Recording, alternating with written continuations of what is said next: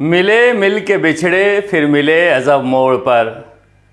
सवालों का आलम जवाबों में था, जवाबों का आलम सवालों में था। अंधेरे में जो रोज बिकते रहे, मैं बाजार के उन उजालों में था। सवाल जवाब ढूंढ रहे हैं, जवाब ढूंढ रहे हैं। अंधेरे में बिक रहे हैं, हम बाजार के उजाले में देख रहे हैं। मगर चल क्या रहा है राजनीति ये तो नहीं, पता नहीं। कुछ लोग कहते हैं राजनीति यही है, मगर सलमान खान का डायलॉग याद आता है वैसे तो देश की राजनीति देखकर, मगर राजस्थान में भी कुछ कम तेज नहीं हो चली है कि इतना छेद करेंगे, इतना छेद करेंगे कि कंफ्यूजिया जाइएगा, साहस कहां से लें और डैश डैश डैश। अब नेताओं ने इतनी अदला बदली कर ली, इतने छेद कर दिए अपने पार्टी के नाव में कि पता नहीं चल पा रहा है कि ये नाव डूबने वाली है या डूब गई है।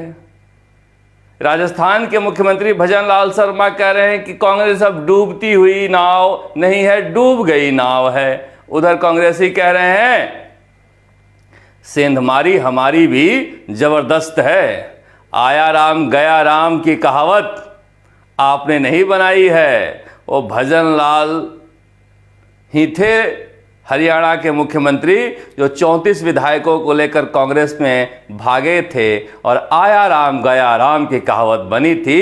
हमारा तो इसमें सिद्धहस्त है, मगर कांग्रेस में आया राम और गया राम को लेकर झगड़ा बहुत है। झगड़ा इतना ज्यादा है कि समझ में नहीं आ रहा है कि कांग्रेस पार्टी किसको शामिल करे, किससे गठबंधन करे, क्योंकि वहां खेमा बना हुआ है। एक खेमा दूसरे खेमे के खिलाफ खड़ा है। जो लोग ट्विटर पर, यूट्यूब पर, फेसबुक पर जाति को लेकर बहुत ज्यादा संजीदा हैं, भावनात्मक हैं, उन्हें देखना चाहिए और समझना चाहिए कि नेताओं की कोई जाति नहीं होती। जाट नेता का विरोध गठबंधन का अपनी ही पार्टी के जाट के नेता कर रहे हैं, जिसे गठबंधन होना है, कोई और नहीं। और गुर्जर नेता की एंट्री का विरोध उसी पार्टी के गुर्जर नेता कर रहे हैं। फिर कौन सी जाति? हर किसी का अपना अपना लक्ष्य है और अपनी अपनी डफली, अपना अपना राग है। कांग्रेस की बैठक फिलहाल चल रही है सीईसी की। अब ये मेरी समझ में नहीं आ रहा है या फिर अशोक गहलोत को सीईसी से बाहर कर दिया गया है या मना कर दिया गया है।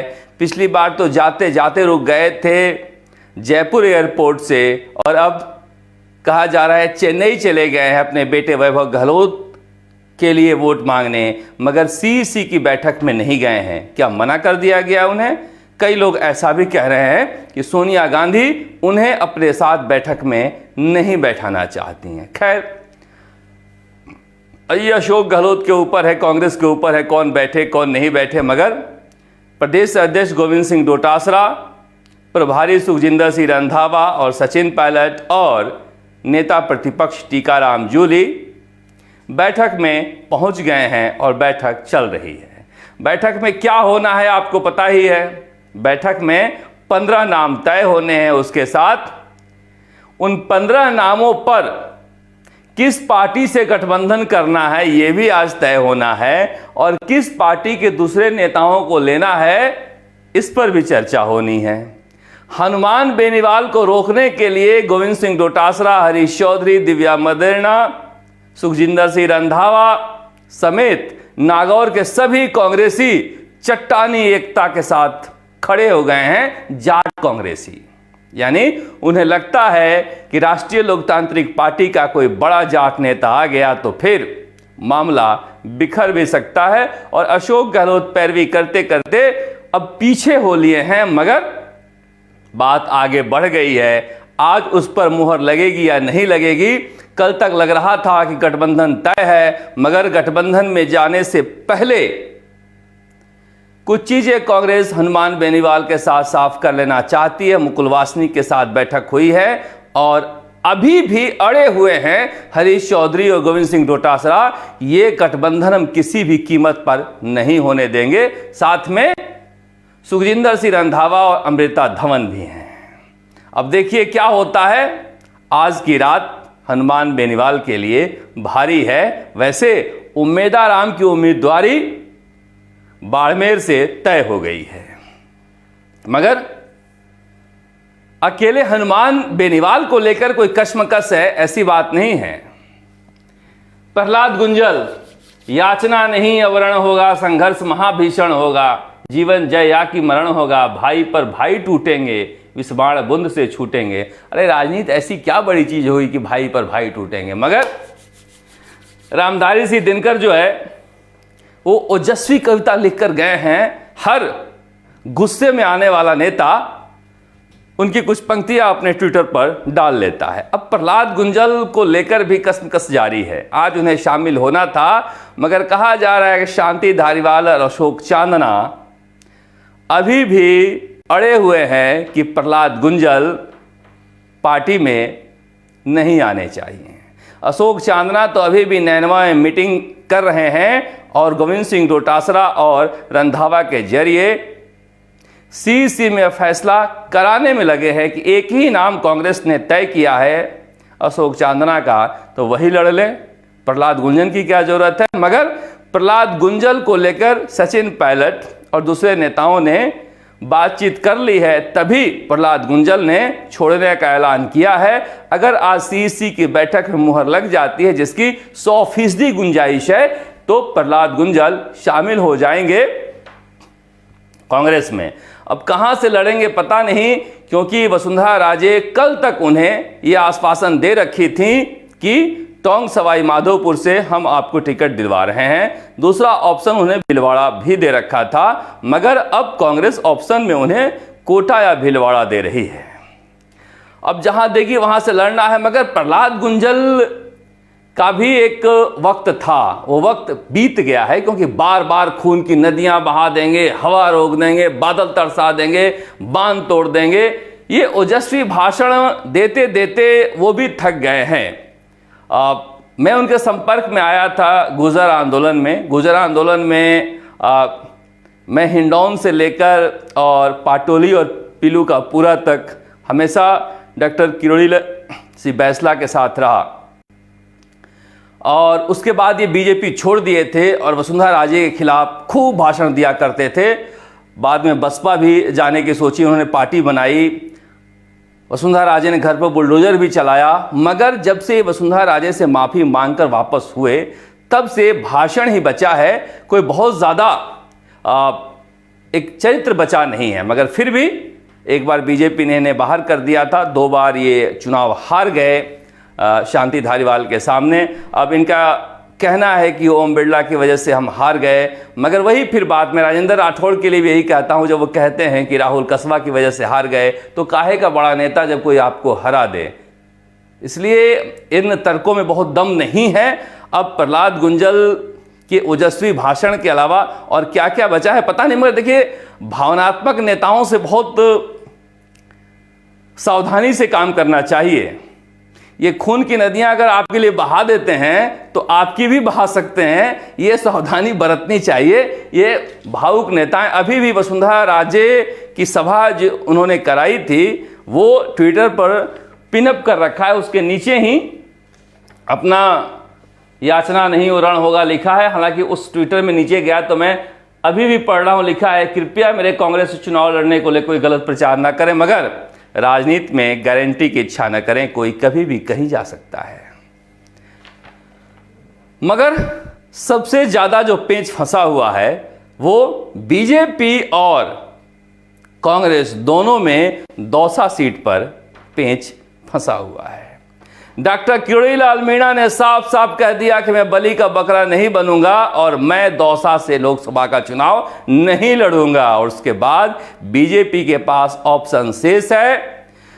डॉक्टर किरोड़ी लाल मीणा ने कहा कि अगर आप देना, ये हरीश मीणा के साथ उनकी तस्वीरें लोग वायरल कर रहे हैं, पुरानी तस्वीर है। हरीश मीणा टोंक सवाई माधोपुर से कांग्रेस के लोकसभा प्रत्याशी हैं और सवाई माधोपुर से बाबा विधायक हैं, मंत्री भी हैं। बाबा ने कहा कि ठीक है, आप मुझे देना चाहते हो दौसा से, मुझे देकर क्या कर रहे हो? अगर महिला को ही देना चाहते हो तो गोलमा देवी को दे दो। और नहीं तो जगमोहन को दे दो, मगर पार्टी ने खारिज कर दिया। अब कहा जा रहा है कि प्रहलाद गुंजल के साथ हो सकता है कि जगमोहन मीणा भी कल कांग्रेस का दामन थाम लें, क्योंकि मुरारी लाल मीणा कभी तो कह रहे हैं कि हाँ मैं तैयार हूं, कभी कह रहे हैं कि मैं तैयार नहीं हूं, कभी कह रहे हैं इतने पैसे कहां से लाऊंगा, कभी कह रहे हैं कि चुनाव की तैयारी करो। मगर अकेले हनुमान बेनीवाल और प्रहलाद गुंजल पर पेंच कांग्रेस में नहीं फंसा हुआ है, नरेश मीणा पर भी पेंच फंसा हुआ है। अब नरेश मीणा ने दौसा से लोकसभा चुनाव लड़ने का ऐलान कर दिया, मरता क्या नहीं करता। अब ये बेचारा नौजवान नेता कांग्रेस में रहकर संघर्ष करना चाहता है, मगर गोविंद सिंह डोटासरा, रंधावा, प्रमोद जैन भाया के दबाव में नहीं लेना चाह रहे हैं। सचिन पायलट नरेश मीणा को कांग्रेस ज्वाइन कराना चाह रहे हैं, मगर कहा जा रहा है कि मुरारी लाल मीणा और प्रमोद जैन भाया की सहमति बन नहीं रही है। अब मुरारी लाल मीणा को नहीं लड़ना है तो फिर कांग्रेस के वोट क्यों बर्बाद कर रहे हैं? नरेश मीणा का चुनाव लड़ेंगे तो किसका वोट बर्बाद होगा? क्या कांग्रेस को कांग्रेस की चिंता नहीं है? अच्छा, रंधावा कहते हैं कि प्रमोद जैन भाया तो कह रहा है कि हमें जरूरत नहीं है। आप 12 जिले के सभी सीटें हारे हैं, कंवरलाल मीणा ने आपको हरा दिया। क्या कंवरलाल मीणा ने हराया था? नहीं। जिस तरह का माहौल बना बूंदी में मीणा वोट बैंक कांग्रेस के साथ गया, कोटा में गया, मगर 12 में नहीं गया, क्योंकि नरेश मीणा के ऊपर हुए अत्याचारों की वजह से एक माहौल खराब हो गया था। और अभी भी लोग कह रहे हैं कि दौसा में अगर नरेश मीणा चुनाव लड़ता है तो कांग्रेस को फर्क नहीं पड़ेगा। ये बदगुमानी है, या तो फिर रंधावा जी को राजस्थान की राजनीति की समझ नहीं है, या फिर गोविंद सिंह डोटासरा लेना नहीं चाहते हैं। मगर कहा जा रहा है कि सचिन पायलट अब भी कोशिश कर रहे हैं कि नरेश मीणा को कांग्रेस में ले लिया जाए। अब ये तो बात रही किसको लेना है किसको नहीं लेना है। बहुत सारे लोग लगे हुए हैं अभी भी लाइन में। कांग्रेस में देखिए जाने वालों की लाइन लगी हुई है, मगर जो आना चाहता है उसे नहीं ले रहे हैं। अब पता नहीं, उसकी एक अलग कहानी है। ये इसका आदमी है, उसका आदमी है, इसका आदमी है, उसका आदमी है। कांग्रेस में जो है वो भी किसी न किसी का आदमी है, पार्टी का आदमी बहुत कम है। टीकाराम जूली नेता प्रतिपक्ष बने हैं तो भंवर जितेंद्र सिंह के आदमी थे। इस तरह से कई कहानियां हैं, मगर आज 15 सीटों पर करीब करीब नाम तय हो जाएंगे। धौलपुर करौली से भी देखिए अनीता जाटव का नाम है, रोहित बोहरा, एक दीक्षा बैरवा का भी नाम लेकर आए हैं। वेद प्रकाश सोलंकी की पत्नी भी बैरवा हैं, यूथ कांग्रेस में नेता रही हैं। उन तीनों में से एक का फैसला होना है। दौसा और नागौर हमने बता ही दिया आपको। बाड़मेर जैसलमेर में उमेदाराम की उम्मीदवारी तय हो गई है। सीकर में भी आज फैसला होना है कि अमराराम लड़ेंगे या फिर सीताराम लांबा नाम के नए नेता का सीकर की राजनीति में, जाट राजनीति में उदय होगा, जो कि गोविंद सिंह डोटासरा नहीं चाहते हैं। कोटा आपको बता ही दिया हमने। 12 झालावाड़ की स्थिति यही है। प्रमोद जैन भाया वहां से चुनाव लड़ना चाहते हैं, नाम तय है। जयपुर ग्रामीण से अभी भी मामला फंसा हुआ है। पहले नंबर पे सबसे पहले अनिल चोपड़ा का नाम चल रहा है, मगर कई नाम, बंजर भूमि विकास बोर्ड के पूर्व अध्यक्ष का भी नाम अशोक गहलोत दे रहे हैं, संजय गुजर का भी दे रहे हैं। मगर कहा जा रहा है कि अगर गोविंद सिंह डोटासरा ज़्यादा अड़ंगा नहीं लगाएं तो अनिल चोपड़ा का नाम तय हो जाएगा। पाली में भी आज नाम तय हो जाएंगे। श्रीगंगानगर में किसी नायक को देना है, ये भी नाम तय हो जाएगा। बांसवाड़ा में विकास बामड़िया लड़ेंगे या फिर बाप पार्टी के साथ गठबंधन होगा, इस पर भी आज फैसला हो जाएगा। अजमेर में विकास चौधरी और शिव प्रकाश के बीच एक को चुनना है। भिलवाड़ा में धीरज गुजर ही चुनाव लड़ेंगे या फिर प्रहलाद गुंजल वहां जाना चाहेंगे, क्योंकि वहाँ गुजर वोट बैंक बहुत ज़्यादा है। राजसमंद में भी कहा जा रहा है कि सुरेश रावत या किसी को टिकट दिया जा सकता है। वहाँ पर भीम से जो पूर्व विधायक है या फिर उनके पिताजी को भी दिया जा सकता है। यहाँ से कार्तिक चौधरी हैं, उनका नाम भी सचिन पायलट ले रहे हैं। पता नहीं उन्हें टिकट मिलेगा नहीं मिलेगा। बीजेपी में भी करीब करीब नाम तय हो गए हैं। दौसा से या तो मौजूदा सांसद जसकौर मीणा या उनकी बेटी चुनाव लड़ेंगी, ये करीब तय हो गया है। टोंक सवाई माधोपुर से भी कहा जा रहा है अलका गुजर का नाम सबसे ऊपर चल रहा है। जयपुर का पेंच फंसा हुआ है, जो जयपुर में किसी नए ब्राह्मण नेता का भी नाम चल रहा है। वैसे बहुत सारे कार्यकर्ताओं का नाम चल रहा है, भजन लाल शर्मा जिसका तय कर देंगे मिल जाएगा। जयपुर ग्रामीण से लालचंद कटारिया, बगड़ी और अभी भी राखी राठौड़ का नाम है। श्री गंगानगर से फीडबैक आ रहा है कि निहाल चंद के अलावा किसी और को दे दो तो जीत जाएंगे, मगर समस्या ये है कि निहाल चंद के बारे में लोग कह रहे हैं कि उनके अलावा कोई नेता भी नहीं है। अब निहाल चंद, मनोज राजौरिया को जब टिकट दिया गया था, रामचंद्र वोहरा को, तो कितने बड़े नेता थे। तो बीजेपी तो नेता बना देती है, इसलिए बहुत ज़्यादा उसको लेकर झंझट नहीं है। झुंझुनू में हर्षनी कुन्हरिया नाम है और संतोष अहलावत का भी नाम चल रहा है, सुभाष पुनिया का भी नाम चल रहा है, या फिर जो चौधरी अभी राजेंद्र गुढ़ा के सामने चुनाव लड़ रहे थे उनका भी नाम चल रहा है। भीलवाड़ा से कोई नया चेहरा आएगा या वही सुभाष बहरिया रहेंगी। राजसमंद से और अजमेर से दोनों जगह वहाँ पर सतीश पूनिया और राजेंद्र राठौड़ के नाम को लेकर चर्चा चल रही है कि क्या करना है, इन्हें ही रखना है या कोई नए व्यक्ति को देना है। कल दोनों ही पार्टियों की सूची आ जाएगी और ये तय हो जाएगा कि राजस्थान की राजनीति में कौन कब कहाँ कैसे बैठा है। मगर बीजेपी की राजनीति देखिए, जसवंत सिंह के बेटे मानवेंद्र सिंह आज होटल में गए, मुलाकात किए भजन लाल शर्मा से, और भजन लाल शर्मा से मुलाकात के बाद इन्होंने कहा कि पार्टी का चुनाव लड़ना चाहती है तो हम लड़ लेंगे। वैसे हम लड़ना नहीं चाहते हैं, मगर हमारे सूत्र कह रहे हैं कि पर्यटन निगम के अध्यक्ष पद पर ये चुनाव के बाद बैठाए जाएंगे। ये करीब करीब तय हो गया है, यानी कांग्रेस का एक और बड़ा नेता बीजेपी में शामिल होने जा रहा है। इनसे मिलने के बाद भजन लाल शर्मा जी इतने उत्साहित थे कि उन्होंने कहा कि इतने छेद होंगे कि पता ही नहीं, इतने छेद हो गए हैं कि पता ही नहीं चल पा रहा है कि कांग्रेस की नाव बची है या फिर डूब गई है। ये प्रतापपुरी जो है ये भी कांग्रेस के बड़े नेता को लेकर पहुंचे थे, और ये है मारवाड़ राजपूत महासभा के अध्यक्ष हनुमान सिंह खांगटा, पप्पूराम डारा। ये दो नेता हैं जिन्हें लेकर प्रतापपुरी और दूसरे नेता पहुंचे थे। ये भी शामिल होंगे